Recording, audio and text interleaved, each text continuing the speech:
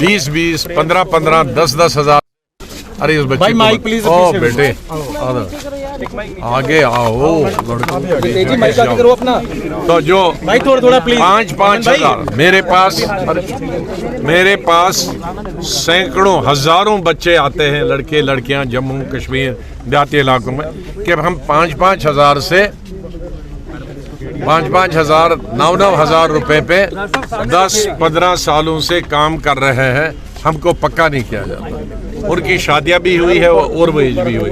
मेरे ख्याल में सबसे पहले उनका हक बनता है। बहुत बहुत थैंक यू।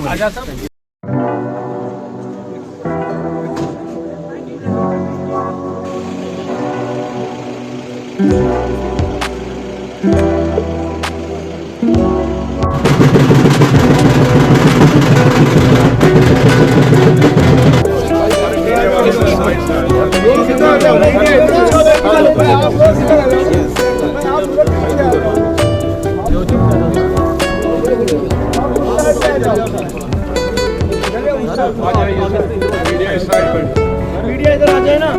टाइप के जो कार्यक्रम को संबोधित करेंगे यहाँ पर और शिरकत करने के लिए पार्टी के कई बड़े नेता भी यहाँ पर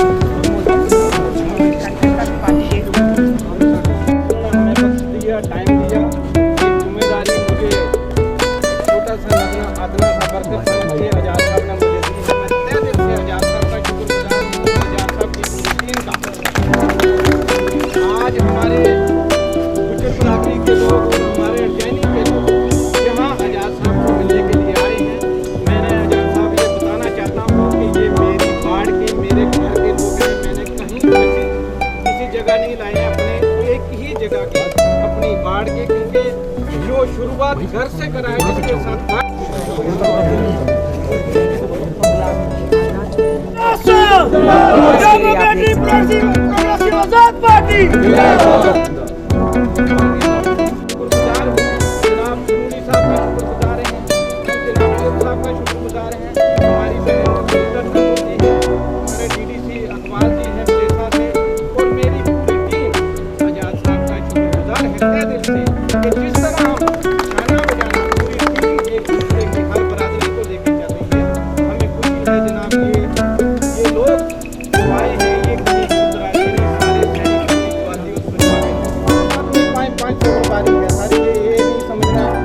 एक आदमी है, एक पूरे से जरूर है ये आदमी, लेकिन एक आदमी के साथ 200-300 आदमी है।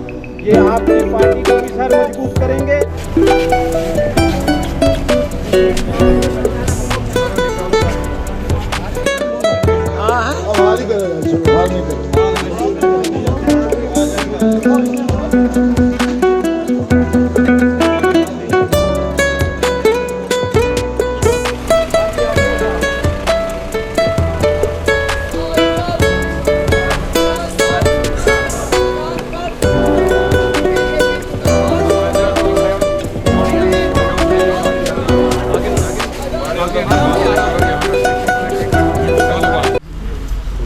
जी हमारे कॉर्पोरेटर भी हैं कॉर्पोरेशन से, और उसके साथ ही एसटी के गुजर बरादरी, उसके अभी सुबह जाऊँ उनके सदर भी हैं। उसी सिलसिले में उन्होंने कहा था कि मैं अपनी कॉन्फ्रेंस की तरफ से स्वागत करने से आ जाऊँगी, कोई मीटिंग नहीं है। और जैसे उन्होंने बताया कि सिर्फ उनकी जो कॉर्पोरेशन की कॉन्फ्रेंस है उसी के सिर्फ लोग हैं। बहुत बहुत शुक्रिया और बहुत बहुत मुबारक। और मुझे पूरी उम्मीद है कि आप सभी एसटी जैसे मैंने कहा कि एसटी में गुजर भाई भी हैं और हमारे गद्दी भाई भी, चाहे उनकी तादाद कम हो लेकिन है नहीं, गुजर और बकरवाल तो है ही हैं, लेकिन हमारे हिंदू एसटी भी हैं, उनकी तादाद चिनाब वैली में है, कठुआ में है हिंदू भाई, उनके भी अहदेदार बनाएंगे, उनकी भी मीटिंग करनी है आपको। एक बात इन्होंने जिक्र किया यहाँ, ये ज़मीन का जो मसला है ये सिर्फ कश्मीरी या गुजर का नहीं है, इसमें सब जम्मू कश्मीर के हिंदू, राजपूत हो, ब्राह्मण हो, एससी हो, कश्मीरी बोलने वाले हों, गुजर हों, एससी एसटी हो। मैं चीफ मिनिस्टर के साथ रेवेन्यू मिनिस्टर। हमारी स्टेट में तकरीबन 70% आबादी, जाहिर है जहाँ मुस्लिम आबादी होगी ज़्यादा तो वहाँ होंगे, जहाँ हिंदू आबादी है वहाँ होंगे उससे भी। 47 के बाद बहुत सारे लोग गए आए, तो जहाँ भी सरकारी ज़मीन थी मैदानी इलाकों उसमें वो बैठ गया। आबादी भी 5 गुना आज़ादी के बाद हुई, तो ऐसे आसमान में तो नहीं बना सकते हैं, और कोई शहर नहीं है कि जहाँ नहीं बना। मुंबई में हर 2 साल के बाद कई लाख सरकारी ज़मीन पे उसको रेगुलराइज किया। 80 के बाद कई लाख एकड़ ज़मीन पे हमारी सरकार, दूसरी सरकार, किसी की सरकार, बीजेपी की सरकार, जो सरकारी ज़मीन पे बैठते हैं दिल्ली। जब 75-76 में यूथ में मैं दिल्ली गया था, तो 3-4 काउंसिलों जो थी वो सिर्फ शहर थी। आज 70% दिल्ली है वो देहाती इलाकों में, वो सब सरकारी है, और गवर्नमेंट उसको रेगुलराइज कर।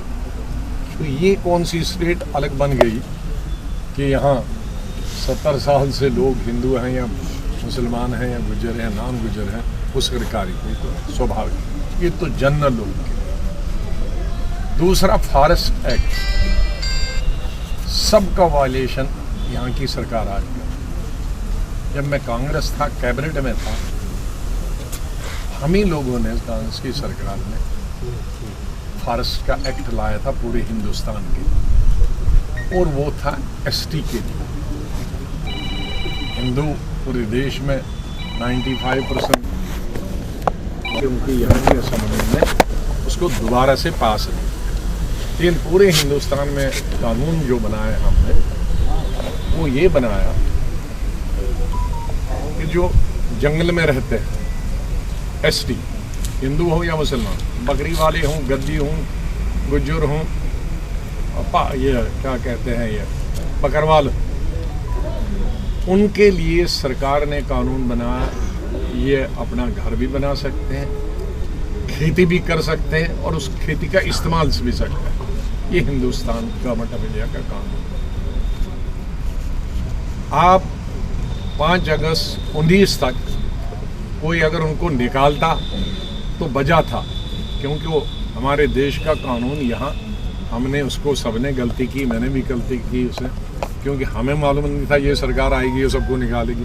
हमें सरकार थी कि भाई 100 साल से, 150 साल से तो कोई निकालेगा नहीं, कानून पास करो या नहीं करो। लेकिन ये कानून 5 अगस्त 2019 को जब ये यूटी बनी, तो गवर्नमेंट ऑफ इंडिया का कानून ऑटोमेटिकली इस पर लागू हो गया। अब तो 370 नहीं है, तो जो हमने वहाँ कानून पास किया, जैसे हजारों कानून कहते हैं कि अब यूटी है तो सब लागू होंगे, तो वो क्यों नहीं लागू होगा? आप एक को नहीं कह सकते ये नहीं लागू होगा। तो 5 के बाद वो लागू होगा कि जो फॉरेस्ट में है, एसटी, हिंदू, मुसलमान, गद्दी, वो ज़मीन भी जोत सकते हैं, हल भी लगा सकते हैं, घर भी बना सकते हैं, समझे?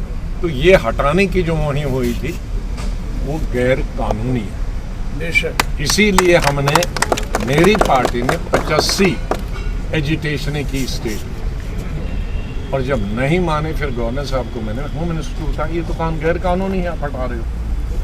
तो इसलिए उसमें हम आपके साथ हैं। वो हमारा हिंदू भाई हो जम्मू का या पहाड़ में रहने वाला है, अगर हटाएंगे तो 70% आबादी को कोई आसमान में नहीं दिखा है। जो कानून बम्बई में लगा है, जो कानून दिल्ली में है, हैदराबाद में, कलकत्ता में है, सरकारी ज़मीन है, उसको रेगुलराइज कर। कुछ इसमें महाराजा के ज़माने की, कुछ शेख अब्दुल्ला के ज़माने, और फाइनल मेरे ज़माने में रोशनी कानून बना, जो यहाँ इन्होंने शिकायत की कि भाई कभी तहसीलदार आता है, कभी पटवारी आता है, कभी ऐसा। यही शिकायत मेरे पास भी आई। वो लोग कहते हैं हम मर गए, इतनी इतनी ज़मीन तो हमारी है, कुछ तो बेज़मीनी है। तो कभी तहसीलदार आता है, तुम सरकारी ज़मीन पे बैठे हो, कभी पुलिस वाला है तो हमें रोज़ चंदा देना पड़ता है। तो मैंने ये कानून बनाया, असेंबली ने कानून बनाया, हाँ, पूरी विधानसभा से पास हुआ, कैबिनेट से पास हुआ, विधानसभा से पास हुआ, कि जिस पे 20 साल से जो बैठा देहातों में, गरीब है, गरीब को मुफ्त, शहरों में जो बैठे हैं उसकी कीमत लें। शहर वाले, क्योंकि शहर की कीमत उनको तो ज़मींदारी नहीं कर दी है।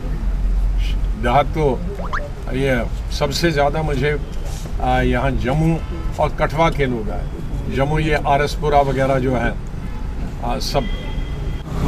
सर क्या कहेंगे आज जो प्रोग्राम क्या है, किस तरह की जो आज सेलिब्रेशन की जा रही है? देखिए, हम रोज़ प्रोग्राम करते हैं। जैसे आज़ाद साहब ने ये अपनी पार्टी बनाई, 1 साल हो गया आज़ाद साहब की पार्टी DPAP पार्टी बनी हुए, तो रोज़ जोकतर लोग जहाँ जुड़ रहे हैं। तो आज उसी सिलसिले में 4 दिन का टूर था जम्मू में आज़ाद साहब का।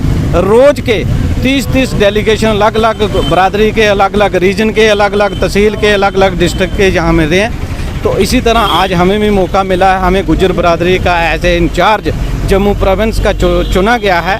तो मैं आज़ाद साहब का शुक्रगुजार हूँ तहे दिल से, और उनकी पार्टी का जनाब तहे दिल से शुक्र का। आज हमारे बरादरी के लोग, जैसे गुजर बरादरी के लोग और हर बरादरी के लोग आज़ाद साहब को मिलने के लिए, क्योंकि 4 दिन का टूर था, हम उनका शेड्यूल इतना बिजी था कि हमारा नंबर नहीं आया, लेकिन आज हमें मौका मिला है कि आज़ाद साहब ने टाइम लाया है, क्या मिला।